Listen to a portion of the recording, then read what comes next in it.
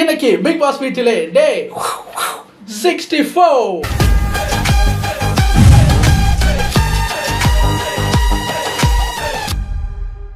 நேற்று பிரஜன் எவிக்ட் ஆகி போனார்ல, அவர் போனதுக்கப்புறம் நைட்டு சாண்ட்ரா வந்து ஒரு டிஸ்டர்ப்டு மைண்ட்லேயே இருக்காங்க. அவங்க பெட்டில் இருந்து சோகமோத்தோட ஏதோ ட்ரெஸ் எல்லாம் எடுத்து வச்சுட்டு இருக்கும்போது பிரஜன் இருக்கும்போது என்ன சொன்னார், போகும்போது திவ்யா இருக்கா பார்த்துப்பா, நீ ஒன்றும் கவலைப்படாத, நான் நீ ஜெயிச்சிட்டு வா அப்படின்னு சொல்லிட்டு போனார். ஸ்டார்டிங்லேருந்து அவங்க ஒன்றா வந்தாங்க, ஒன்றாவே இருக்காங்க, குரூப்பிசம் அதெல்லாம் ஓகே தான். சாண்ட்ரா அவங்களும் இப்படி ஃப்ரெண்ட்ஸு தானே. சாண்ட்ரா போய் இப்போ இதில் இருக்கிற உன்னோட அந்த ட்ரோவரில் இருக்கிற உடுப்பெல்லாம் எடுத்து அங்கே வைக்க போறியா? ஆமாம், நான் ஹெல்ப் பண்ணவா? நானே வைக்கிறேன். இப்போ இதெல்லாம் எடுத்து அந்த பெட்டியில் வைக்க போறியா? ஆமாம் சார், நான் ஹெல்ப் பண்ணுறேன். ப்ளீஸ் ப்ளீஸ் திவ்யா, வேணாம், விட்டுரு திவ்யா. இல்லை நான் வைக்கிறேன், நான் ஹெல்ப் பண்ணுறேன்.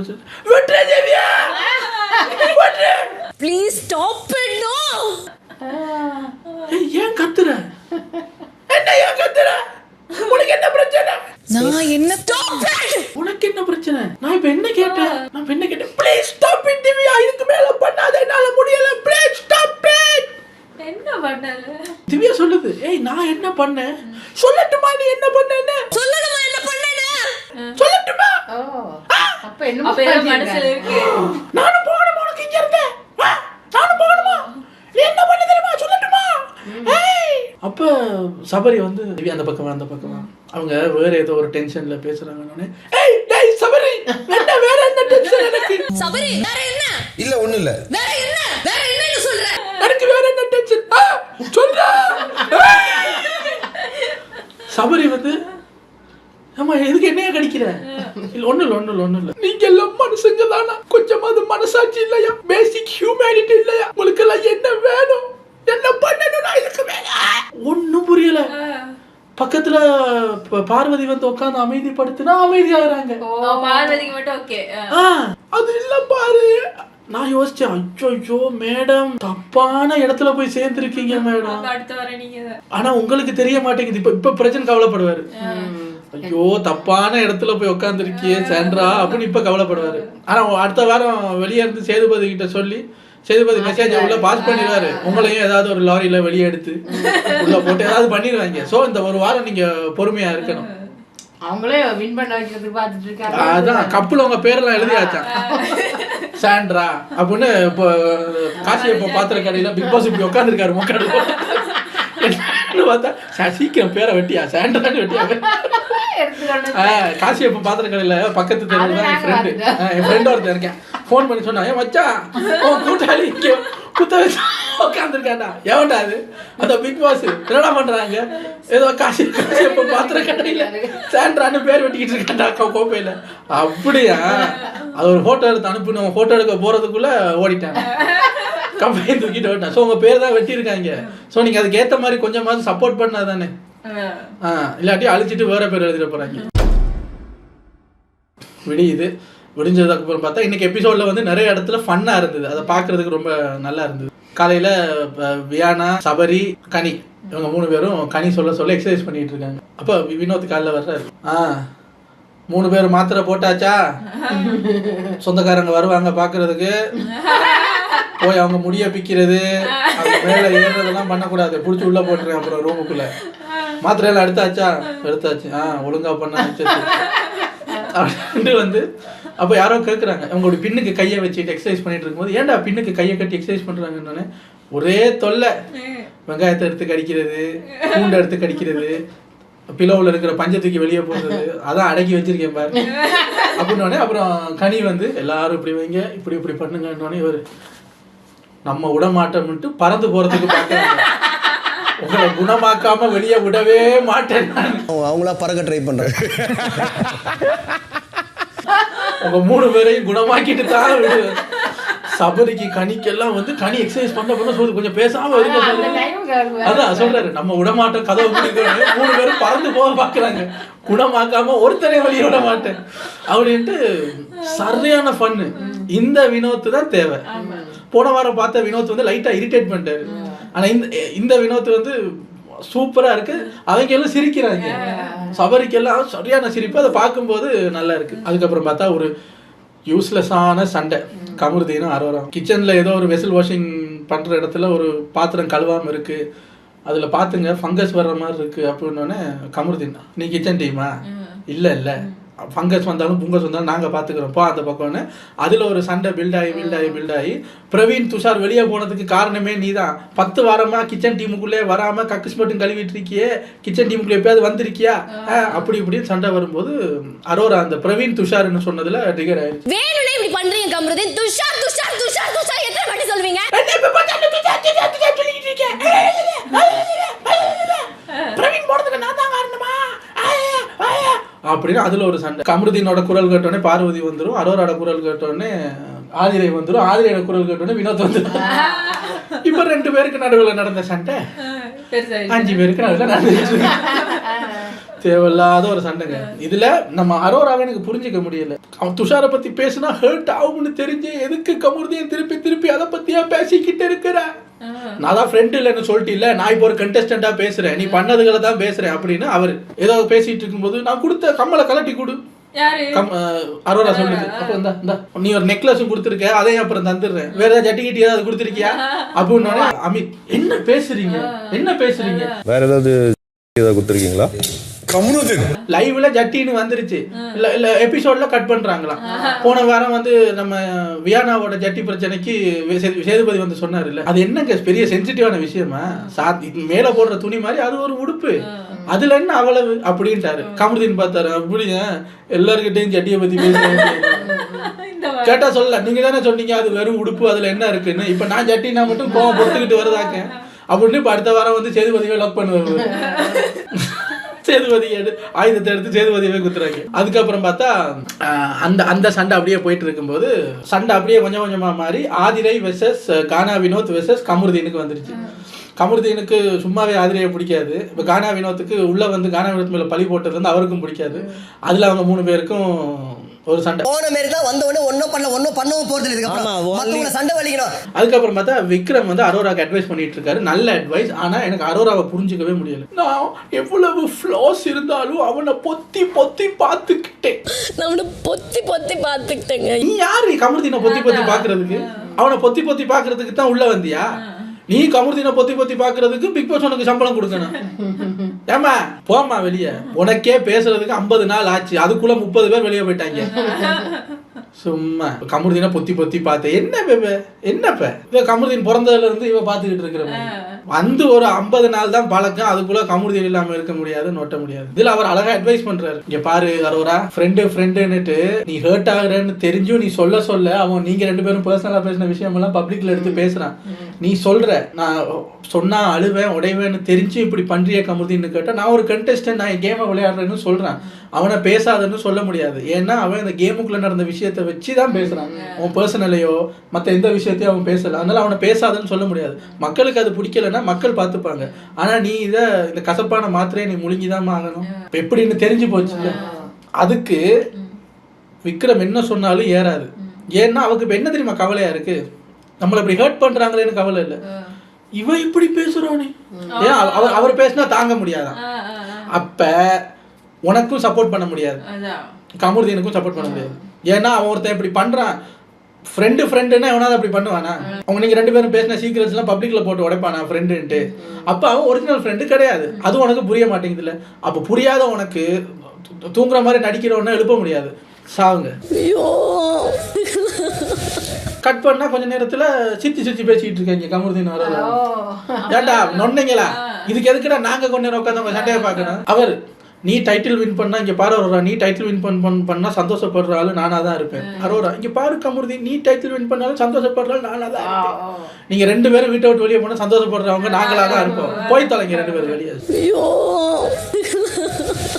அதுல கமருதீன் சொல்றாரு, நீ இப்போ ஒரு கூட்டணி ஒன்று சேர்ந்துருக்குல்ல, எங்களையும் கானா வினோத்தையும் விட்டுவிட்டு டேஞ்சரான கூட்டணி ஆதிரை.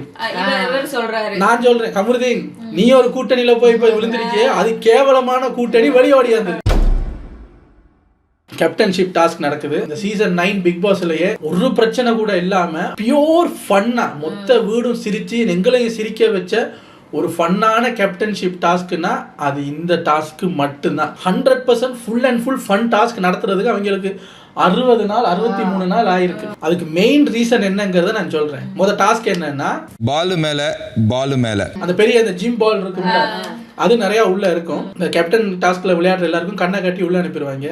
இப்போ ஒரு 7 பேர் இருக்காங்கன்னா 6 பால் தான் இருக்கும். பசர் அடிச்சோடனே இவங்கெல்லாம் போய் தேடி ஒரு பாலை பிடிச்சி உக்காந்துடணும். அடுத்த பசர் அடிக்கிற வரைக்கும் பால் கிடைக்காதவங்க பாலை தேடலாம். இல்ல தேடிட்டு போகும்போது யாராவது பால் மேல உட்காந்துருக்கிறத பார்த்தா அவங்கள்ட்ட இருந்து பாலை பறிக்கலாம். பசர் அடிக்கும் போது பால் மேல எல்லாரும் உட்கார்ந்து இருக்கணும். பால் மேல இல்லாதவங்க அவுட். Super task. இப்போ இந்த கேம்ல வந்து விளையாட போறது யார் யார் அப்படின்னு பாத்தீங்கன்னா, லாஸ்ட் வீக் அந்த ரெட்ரோ சினிமா டாஸ்க்ல வின் பண்ணாங்கல்ல பிரஜனோட டீம். இப்போ அதுல பிரஜன் இல்ல, ரம்யா வந்து வெர்ஸ்ட் பெர்ஃபார்மர்ல வந்ததுனால ரம்யாவும் பார்ட்டிசிபேட் பண்ண முடியாது. மிச்சம் 7 பேரும். இதுல பார்ட்டிசிபேட் பண்றவங்க மட்டும் என்டர்டைன்மெண்ட் அந்த ஆக்டிவிட்டி ரூம்ல இருக்கலாம், மத்தவங்க எல்லாம் டிவில தான் பார்க்கணும். இதுல இப்போ இதுக்கு ஜட்ஜ் யாரு? இது எபிசோட்ல வரல, லைவ்ல வந்துச்சு. ஜட்ஜி யாருன்னு செலக்ட் பண்ணும்போது எஃப்ஜே, கமருதீன், வியானா, சபரி 4 பேரும் கை தூக்கிட்டு நான் ஜட்ஜா இருக்கேன்ட்டு வர்றாங்க. இப்போ இதுல ஒருத்தரை ஜட்ஜா செலக்ட் பண்ணணும். இதுல இப்போ அந்த கேப்டன்ஷிப் டாஸ்க்ல விளையாட முடியாத சில ஆட்கள் இருப்பாங்கல்ல மத்த டீம், அதுல பார்வதி இருக்கு. இந்த கேம் நடக்கிறது ரூமுக்குள்ள, பார்வதி இங்கே இருந்து தான் பார்க்க முடியும். ஸோ அந்த கேம் நடக்கிற இடத்துல இருந்து ரொம்ப தூரமா பார்வதி இருக்கு. பார்வதி ஏதாவது ஒரு கமெண்ட் பாஸ் பண்ணவோ, அங்க நடக்கிற ஒரு விஷயத்துல ஃபர்ஸ்ட் அந்த கேம்ல பார்வதி இல்ல, அதனால பார்வதியால டிஸ்டர்ப் ஆகாது அந்த கேம். அடுத்தது ஒரு ஆடியன்ஸாவோ ஒரு ஜட்ஜாவோ கூட பார்வதி அந்த அந்த அந்த ஏரியாவிலே இல்ல. சோ பார்வதி ஏதாவது கமெண்ட் பாஸ் பண்ணாலும் அது அங்க விளையாடுறவங்களையோ ஜட்ஜையோ எஃபெக்டே பண்ணாது, ஏன்னா டிவில தான் பார்க்கணும். இந்த ஒரே ரீசன்னால அந்த அந்த அந்த பொண்ணு அந்த கேம்ல இல்ல, அந்த ஏரியாவில இல்லாததுனால இப்படி ஒரு ஃபன் டாஸ்க இந்த சீசன்ல இவ்வளவு நாளா நம்ம மிஸ் பண்ணிருக்கோம். 60 நாளா பார்வதியால மட்டுமே நெகட்டிவிட்டியும் ஒரு ஃபன்னு கூட இல்லாம இருந்த ஒரு இடம் இன்னைக்கு அந்த டாஸ்க் ஊரே பேசுது. Super fun task. பார்வதிக்கு பேரே வச்சிருக்காங்க பீடைன்னு. டாபிக் என்ன வருதுன்னா, பீடை இல்லாததுனால எவ்வளவு ஃபன்னான டாஸ்க் பாருங்க அப்படின்ட்டு. உண்மையிலே சொல்றேன், நேற்று லைவ்ல 1 hour அந்த கேம் விளையாண்டாங்க. நான் மொத்தமா 1 hour உட்காந்து பார்த்தேன். அவ்வளவு சிரிப்பா இருந்தது, செம்ம ஃபன்னா இருந்தது. இந்த கேம்ல இது வரைக்கும் நடந்த எல்லா விஷயமும் அதுல நடந்தது. ஆனா ஒரே ஒரு ஆளை நீங்க அதுல இருந்து ஒரு பேட் ஆப்பிள் அதுல இருந்து தூக்கும் போது அவ்வளவு என்ஜாயபிளா இருக்கு. இந்த கேம்ல அவங்க யூஸ் பண்ண வேர்ட்ஸ், வாடா போடா, வாடி போடி, சனியன்களா, விடுங்கடி, என்ன விக்ரமுக்கு மேல ஏறுறாங்க, கட்டி புடிச்சு இழுக்கிறாங்க. ஆதிரை விக்ரமுக்கு மேல ஏறி தொங்கிட்டு தொப்புன்னு கீழே விழுந்து தலையடிபட கீழே விழுந்து அப்படின்னு மூச்சு வாங்குது. இவ்வளவு நடந்தும் ஒரு ஃபைட் வரல, ஒருத்தர் கோபப்படல, ஒருத்தரும் ஏன் இப்படி பேசுற, காலை மிரிக்கிறாங்க, மேல ஏறி ஆதிரை தொப்புன்னு கீழே விழுது, ஒருத்தர் கூட ஒரு கேள்வி கேட்கல. ஏன்னா உள்ள விளையாடுற அவ்வளவு பேருக்கும் அறிவு இருக்கு. இதுல இப்ப நீங்க ஒரு பார்வதியை உள்ள நிறுத்துங்க, வாடான்னு சொன்னதுக்கு 1, போடின்னு சொன்னதுக்கு 1, சனியன்களான்னு சொன்னதுக்கு 1, என்ன விடுங்கடின்னு சொன்னதுக்காக 1, மேன் ஹேண்டிலிங் பண்ணிட்டாங்கன்னு சொல்றதுக்கு 1, ஆதிரைய மேல தூக்கி போட்டு கீழே அடிச்சு மண்டை உடஞ்சு ரத்தம் வருதுன்னு சொன்னதுக்கு 1, ஆச்சா புச்சான்னு இன்னைக்கு இந்த இதையே நாசமாக்கி இருக்கும் Parvathi. Sorry to use this word. அந்த பீடை இல்லாம இன்னைக்கு டாஸ்க் செம்ம ஃபன்னா இருந்தது.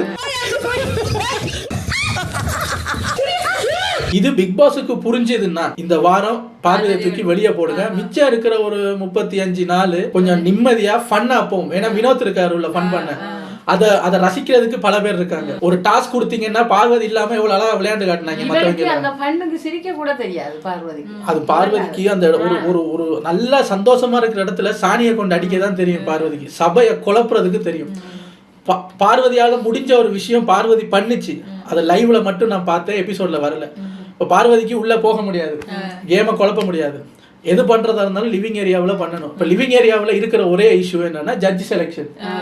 ஜட்ஜி செலெக்ஷன்ல பார்வதி வரல, 4 பேர் வந்து நிக்கிறாங்க. சிம்பிளா முடிய வேண்டிய ஒரு விஷயம். அதுக்கு முன்னாடி தான் பிக் பாஸ் லைவ்ல ரொம்ப நேரம் அட்வைஸ் பண்றாரு, என் மேல கோவமா இருக்கீங்களா, அன்னைக்கு நீங்க என்னவர்கள் இல்லை என்று சொன்னதெல்லாம் வந்து ஒரு இதுல சொல்லிட்டேன், நீங்க என்னதான் இருந்தாலும் என்னவர்கள் தான், என் கிறகம் உங்ககிட்ட மாட்டிக்கிட்டேன், ஒன்றும் பண்ண முடியாது அப்படின்னு கொஞ்சம் மெச்சூர்டா நடந்துக்கங்க, அது இதுன்னு தனித்தனியா ஒவ்வொருத்தருக்கும் அட்வைஸ் பண்றாரு. எல்லாத்தையும் கேட்டுட்டு சரி இப்போ டாஸ்க்கை விளையாடுங்கன்னு சொன்ன அடுத்த நிமிஷம் பார்வதி ஆரம்பிக்குது. ஓகே, நீங்க 4 பேரும் எதுக்கு ஜட்ஜ் ஆகணும்னு சொல்லுங்க, அப்ப நம்ம எல்லாம் ஓட் பண்ணிடுவோமா, அப்ப நம்ம தானே பிளேயர்ஸ், அப்ப நம்ம ஓட் பண்ணுவோம். பிளேயர்ஸ் ஒரு 6 பேர் இருக்காங்க, 6 பேர்ல யாரு ஜட்ஜா இருக்கணுங்கிற ஓட்டிங் வரும். ஒரு ஜட்ஜ் செலக்ட் ஆவாங்க, உள்ள போய் கேமை முடிச்சுட்டு வரலாம். அந்த பார்வதி எப்படி நீங்க பிளேயர்ஸ் நீங்க எப்படி செலக்ட் பண்ண முடியும்? உங்களுக்கு தேவையான ஆளை நீங்க செலக்ட் பண்ணிட்டீங்கன்னா அப்ப அமித் சொல்றாரு, ஏமா ஆனானப்பட்ட கோர்ட்லயே அவங்களுக்கு தேவையான ஆட்களை அவங்க தான் செலக்ட் பண்ணுவாங்க. யாரு வாதாடணும் இல்ல யாரு இந்த ஜூரியா இருக்கணும்னு அவங்க தான் செலக்ட் பண்ணுவாங்க. இப்ப நாங்க பிளேயர்ஸ் நாங்க செலக்ட் பண்றதுல என்ன? சரி இப்ப என்ன வாங்க எல்லாரும் செலக்ட் பண்ணுவோம். இல்ல இல்ல இல்ல இல்ல அது எப்படி எல்லாரும் செலக்ட் பண்ண முடியும்? நீங்க பிளேயர்ஸ் செலக்ட் பண்ண முடியாது, மிச்சம் இருக்கிற நாங்க 4 பேர் தான் ஓட் பண்ண முடியும். அப்ப நான் இப்ப கேட்கிறேன் பார்வதிய, இவங்க 6 பேரும் அதாவது டாஸ்க்ல விளையாடுறவங்க எனக்கு இவங்க தான் ஜட்ஜா வரணும்னு ஓட்டு போட்டு செலக்ட் பண்ண கூடாது. ஏன்? அவங்களுக்கு பிடிச்ச ஜட்ஜை செலக்ட் பண்ணிடுவாங்க, அவங்க இவங்களுக்கு ஃபேவரிசம் பார்த்துருவாங்க. மிச்சம் கேம்ல இல்லாத நாங்க 4 பேர் செலக்ட் பண்றோம்னா பார்வதி, நாங்க இப்ப இல்ல இந்த ஜட்ஜில் இந்த இதுல உட்கார்ந்து இருக்கிறவங்கல்ல உனக்கு பிடிச்சால உனக்கு பிடிச்ச ஒரு ஆள் செலக்ட் பண்ணணுங்கிறதுக்காக நீ ஒரு ஜட்ஜை செலக்ட் பண்ணி உள்ள அனுப்பிட்டீங்கன்னா உன் ஓட்டு தப்பான ஓட்டா இருந்தா அப்ப யாரும் செலக்ட் பண்ணாங்க? ஜட்ஜே வேணாம், கேமே வேணாம், போயிடும் வீட்டுக்கு எல்லாரும்.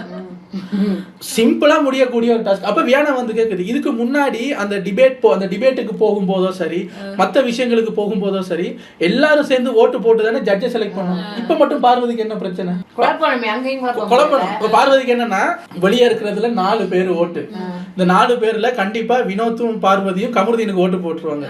மிச்சம் இருக்கிற 2 பேருக்கு வந்து வேற யாராவது ஓட்டு போடுவாங்க. அப்ப கமருதீன் உள்ள போறதுக்கு நிறைய சான்ஸ் இருக்கு. இப்ப நீ ஃபேவரிசம் பாக்குற பார்வதியோட ஓட்டே வேணான்னு நாங்க சொன்னா ஒத்துக்குவியா? அதுல ஒரு சலசலப்பு. இதுல என்ன ஹவுஸ்மேட்ஸ்ல ஒரு தப்புன்னா 60 நாளா பார்வதி இப்படிதான் பண்ணுதுன்னு தெரிஞ்சு திருப்பி அந்த ட்ராப்ல போய் விடுறாங்க. அத கணக்கு எடுக்க கூடாது. பார்வதி இல்ல பார்வதி நோ இப்படி பண்றது இல்ல, இந்த வீட்டோட தலை நான் இப்படி பண்றேன். ரம்யாக்கு அந்த திறமை கிடையாது, எந்த தலைக்கும் அந்த திறமை கிடையாது, பார்வதியோட ட்ராப்ல விழுறாங்க. ஸோ பார்வதி தன்னால முடிஞ்ச அளவுக்கு அந்த கேம் ஸ்டார்ட் ஆகிறதுக்கு முன்னாடி அந்த ஜட்ஜஸ் செலெக்ஷன்ல கூட பிரச்சனை பண்ணிட்டு தான் விட்டுச்சு. கடைசியில பார்வதி பக்கம் யாரும் நிக்கல. ஒரு பெரிய ரொம்ப நேரத்துக்கு அப்புறம் எல்லாரும் சேர்ந்து ஓட் பண்ணுவோம்னு ஓட் பண்ணி சபரியை செலக்ட் பண்ணாங்க. இவ்வளவு நாள் ஒவ்வொரு டாஸ்க்லயும் நடந்த எல்லா விஷயமும் அந்த டாஸ்க்லயும் நடந்தது. ஆனா எது பேசினாலும் எல்லாருக்கும் சிரிப்பு வந்தது. ஏன்னா அந்த இடத்துல ஒரு நெகட்டிவ் வைப்ரேஷனே இல்ல, அது உள்ள உட்கார்ந்துருக்கு. சோ ஒரு நெகட்டிவ் வைப்ரேஷன் இல்லாம ஒரு டாஸ்க் எல்லாரும் பாராட்டுறாங்கன்னா அதை தூக்கி நீங்க ஒரு எபிசோட்ல இல்லாம ஆக்குங்க, எபிசோட பாராட்டுவாங்க. அதை தூக்கி வெளியே போடுங்க, அந்த சீசனையே பாராட்டுவாங்க. பார்வதி இல்லாம அவங்க போடுற சண்டை கூட நல்லா தான் இருக்கு. பார்வதி உள்ள வந்தாதான் பார்வதி இருக்கிற வரைக்கும் உங்க இந்த சீசன் வந்து நாசமான சீசன் பேரு வரும். உனக்கு அது விருப்பம் இல்லைன்னா தூக்கி போடு, இல்ல எனக்கு இந்த பேர் தான் வேணும் அப்படின்னா கூட வச்சுக்க. சோ பார்வதி இல்லாம ஒரு ஃபன்னான டாஸ்க் சூப்பரா இருந்தது, நல்லா இருந்தது. ஏன்னா பார்வதியால குழப்ப முடியல, அமித் அதுல வின் பண்ணிட்டார். வாழ்த்துக்க தல அமித். அதுல ஒருத்தர் கூட அமித் வின் பண்ணிட்டான் அப்படி இல்ல, எல்லாரும் சிரிச்சுக்கிட்டு எல்லாரும் சொல்றாங்க அப்பா செம ஃபன் டாஸ்க் இல்ல பார்வதி இருந்திருந்தா இது ஒரு டாஸ்கா அப்படின்னு அழ வச்சிருக்கோம் எல்லாரும். அவ்வளவு போன வாரமெல்லாம் நடந்துச்சுல, அந்த சோப்பை நக்குறது, லாலிபாப்பை நக்குறது, அது அந்த சாப்பாடு பேரெல்லாம் ஸ்பெல்லிங் கூட்டி அந்த இதுல கொண்டு வந்தது, அதெல்லாம் ஃபன் டாஸ்க். பார்வதி அங்க வந்து சும்மாவே அந்த முகரக்கட்டையை வச்சுக்கிட்டீங்க அப்படி நிக்கும் போதே அந்த ஒரு இத்தனை பேர் இருக்கிற இடத்துல 15 பேரோட பாசிட்டிவ் எனர்ஜியை ஒருத்தர்கிட்ட இருந்து வர்ற நெகட்டிவ் எனர்ஜி அதை அழிச்சு ஓவர்டேக் பண்ணுதுன்னா அந்த ஒருத்தர்கிட்ட எவ்வளவு நெகட்டிவ் எனர்ஜி இருந்திருக்கணும். தாட்ஸ்ல, மைண்ட்ல, எல்லா மூச்சு காத்தெல்லாம் நெகட்டிவா இருக்கிற ஒரு ஆளால தான் 15 பேரோட பாசிட்டிவ் எனர்ஜியை டாமினேட் பண்ணி அந்த இருக்கிற இடம் ஃபுல்லாவே நெகட்டிவா மாத்துற சக்தி ஒரு ஆளுக்கு இருக்குன்னா எப்பேற்பட்ட பார்வதியா இருக்கணும். அந்த பார்வதி இல்லாத ஒரு டாஸ்க் இதுதான் எவிடன்ஸ், இதுதான் ப்ரூஃப். எனக்கு என்ன ஆச்சரியம்னா மத்த டாஸ்க்ல நடக்கிற சகலமும் இதுல நடந்தது. அன்னைக்கெல்லாம் கோபம் வந்த யாருக்கும் இன்னைக்கு ஒரு பொட்டு கோபம் வரல, சிரிச்சுக்கிட்டே இருக்காங்க. ஏன்? பார்வதி இல்ல. Think about. அதுக்கப்புறம் பார்வதியும் சாண்ட்ராவும் வெளியே உட்காந்து பேசிக்கிட்டு இருக்காங்க, நல்ல கூட்டணி. பிரஜன் வெளியே இருந்து தலையில அடிச்சுக்குவாரு. சாண்ட்ரா சொல்லுது அவரு தங்கச்சின்னு எவ்வளவு பாசமா இருந்தாரு திவ்யா மேல. இப்ப ஏதோ திவ்யா இப்ப என்னன்னா பிரஜன் வெளியே போயிட்டாரு, இவ வந்து தோத்த டீம்ல இருக்கிறதுனால கேப்டன்ஷிப் நாமினேஷன் ஃப்ரீ பாஸ் எல்லாம் இல்ல. திவ்யா வந்து அந்த ஜெயிச்ச டீம்ல இருந்துகிட்டு நாமினேஷன் ஃப்ரீ பாஸ் வச்சுக்கிட்டு தலை டாஸ்க் விளையாடுது. நாங்க 3 பேரும் ஒன்னா வந்தோம், அதுல ஒருத்தர் முன்னேறினாலும் எனக்கு பிடிக்காது, என் புருஷனை வெளியே அனுப்பிட்ட, நான் இங்க இப்படி நாசம் ஆயிட்டேன், நீ மட்டும் முன்னேறி போயிட்டே இருந்தா அப்படிங்கிற மாதிரி வந்துருச்சு. அவ தலைவலிக்குதுன்றா, அவ சாப்பிடாம இருக்கா, கோவப்படுறான்னு மூச்சுக்கு 300 தடவை திவ்யா திவ்யான்னு என்கிட்ட வந்து பேசிக்கிட்டு இருப்பாரு. அதுதான் ஒரு கடுப்பா இருக்கு. ஏமா நீங்க என்ன பேசுறீங்க, என்ன பேசுறீங்க, உங்க ஹஸ்பண்ட் தானே. அவரு இப்ப வெளியே இருந்து பார்த்தா எப்படி யோசிப்பாரு, நீ ஒரு தப்பு பண்ணிட்ட, வெளியே போய் பாரு, புரியுமா, என்னோட துண்டிக்கணுமா அவவோட ஒட்டிக்கணும், அந்த துண்டிக்கணும் ஒட்டிக்கணும் டிஸ்டர்ப் ஆயிடுச்சு. இதுல பாரு வந்து நான் எப்படி தெரியுமா, அவங்களுக்குள்ள சின்ன விரிசலை பாத்துருச்சு, இப்படி உள்ள பூந்து ஆட்டையை கலக்குது. நான் பார்த்த வரைக்கும் நீயும் பிரஜனும் திவ்யாவை இப்படி முன்னாடிதான் வச்சிருக்கீங்க, ஆனா அதையே திவ்யா பண்றாங்களோ. எப்பவுமே திவ்யாவை நீங்க முன்னாடி வச்சிருந்திருக்கீங்க, அதே மாதிரி அவங்களும் பண்ணிருக்காங்களா அப்படின்னா அது எனக்கு தெரியல. சாண்ட்ரா மாறிடுச்சு. இந்த சனியை பிடிச்ச பீடிய பக்கத்துல எடுத்தீங்கன்னாலே ஆபத்து. நல்ல வேலை நமக்கு தெரியுது, வெளியே எங்கேயாவது நம்ம சும்மா இப்போ இந்தியாக்கெல்லாம் நாங்கள் வருவோம்ல ஏதாவது வீடியோ எடுக்கிறது, தூரத்துல பார்வதி மாதிரி யாரை பார்த்தாலும் நான் ஓடிடுவேன், போகவே மாட்டேன், கிட்டவே போக மாட்டேன், ஓடிடுவேன். நான் அப்படியே ராஜஸ்தானுக்கு ஓடிடுவேன். ராஜஸ்தானுக்கும் டிக்கெட் போடு, இவனுக்கு ராஜஸ்தானுக்கு டிக்கெட் போடு, சத்தியம் ஓடிடுவேன் நான். Very very bad. அதுக்கப்புறம் நாமினேஷன் ப்ராசஸ் நடக்குது. அந்த கேட்டை திறந்து வச்சு பேப்பர்ல எழுதி கசக்கி பேரை வெளியே போடணும். ஒவ்வொருத்தரும் வந்து போடுறாங்க. சாண்ட்ரா வந்தோடனே பிக் பாஸ், சாண்ட்ரா நம்பி கதவை திறந்துருக்கேன், இதான் சாக்குன்னு ஓடி போயிடாத, உனக்காகவே வெளியே 4 பேரை சம்பளத்துக்கு போட்டிருக்கேன். 4 பேரா? அதுல ஒருத்தர் விஜய் சேதுபதி, அவர் பேரு, தங்கச்சி ஓடாம புடிச்சிக்கிறது. அதுக்கப்புறம் பார்த்தா ஃப்ரீ பாஸ் கிடைச்சவங்க அமித், திவ்யா, சுபி, அரோரா, ஆதிரை, கனி, விக்ரம், இவங்கள நாமினேட் பண்ண முடியாது, மிச்சம் இருக்கிறவங்கள தான் நாமினேட் பண்ணுவாங்க. ஆமா. சோ பார்த்தா நிறைய பேர் வந்து அவங்க அவங்கன்னு சொல்றாங்க. இதுல கூட ஓட்ஸ் வந்து கமருதீன், சாண்ட்ராக்கு வருதுன்னு நினைக்கிறேன். பார்வதிக்கு ஒரே ஒரு ஓட்டு தான் வந்துச்சு. பார்வதி எஸ்கேப், ஒரு ஓட்டுல எஸ்கேப். மாட்டினது யாருன்னா ரம்யா, வியானா, சாண்ட்ரா, சபரி, கமருதீன், FJ, வினோத், இவ்வளவு பேரும் மாட்டிக்கிட்டாங்க நாமினேஷன்ல. பார்வதி வந்து ஒரு ஓட்டுல எஸ்கேப் ஆயிட்டு, எனக்கு ஆச்சரியமா இருக்கு, ஐயோ ஐயோ ஐயோ அப்படின்ட்டு பிக் பாஸ் சாப்பிட கொடுத்த ஸ்வீட் எடுத்து எல்லாருக்கும், இந்த ஸ்வீட் சாப்பிடு, நான் தப்பிச்சிட்டேன், நான் தப்பிச்சிட்டேன், இந்த வாரம் நான் தப்பிச்சிட்டேன், ஐயோ எனக்கு ரொம்ப நிம்மதியா இருக்கு, நான் தப்பிச்சிட்டேனா, இந்த ஸ்வீட் சாப்பிடு, இந்த ஸ்வீட்.